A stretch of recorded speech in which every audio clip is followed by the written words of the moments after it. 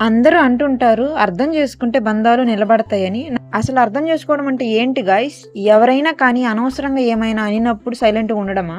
అర్థమైంది, రాసుకున్నట్టు పుస్తకం ఉండొచ్చేమో కానీ ఊహించుకున్నట్టు జీవితాలైతే ఉండవు.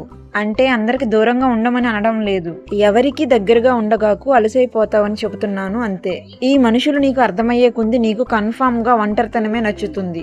మన లైఫ్ సంతోషంగా ఉండాలంటే మనల్ని బాధ పెట్టే వాళ్ళకి దూరంగా, మనల్ని సంతోషపెట్టే వాళ్ళకి దగ్గరగా ఉండాలి. అసలు బయట మంచివాళ్ళు ఎవరు, చెడ్డవాళ్ళు ఎవరు అనేది అసలు అర్థమే కావట్లేదు గాయ్స్. మనము 100 మంచి పనులు చేసి ఒక్క దగ్గర మనం రివర్స్ అయినా మనల్ని బ్యాడ్ గానే చూస్తారు. చేసిన మంచి అంతా కూడా మర్చిపోతారు. అందుకే మంచితనము మడిచిపెట్టుకోవడానికి తప్ప దేనికి పనికిరాదు.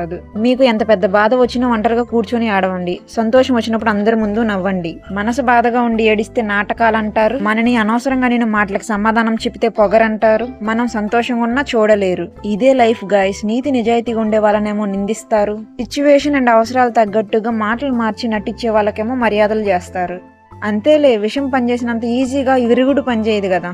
పచ్చ కామెర్లు వచ్చిన వాడికి లోకం మొత్తం పచ్చగానే కనిపిస్తుంది. అలాగే అబద్ధాలను నమ్మినంత ఈజీగా నిజాన్ని కూడా నమ్మరు. మనకి ఎవరైతే యాంటీగా ఉన్నారో వాళ్ళు అంత దారుణంగా మారినప్పుడు మనము మారడం తప్పులేదు. నేను ఇన్ని చెప్తున్నా ఏమో గానీ ఎవరి కోసమో నేను మారాలనుకున్నా, ఎవరినో మార్చాలి అనుకున్నా, కొందరిని నా వాళ్ళు కదా నన్ను ఇన్ని మాటలన్నా నన్ను ఎంత బాధ పెట్టినా మారతారని చాలా వెయిట్ చేశాను. అర్థం చేసుకుంటారు అనుకున్నాను. కొంతమంది ఎప్పటికీ మారరు, అర్థం చేసుకోరు. మనం ఎంత వాల్యూ ఇచ్చినా వేస్ట్. ఇలాంటి వాళ్ళ కోసం మారకండి. మీలా మీరే ఉండండి. 100లో 96 మెంబర్స్ మనని గౌరవిస్తున్నారు, 6 మెంబర్స్ మనని ద్వేషిస్తున్నారంటే అది వాళ్ళలో ఫాల్టే ఉంటుంది ఖచ్చితంగా. మనలో ఫాల్ట్ అయితే కానే కాదు.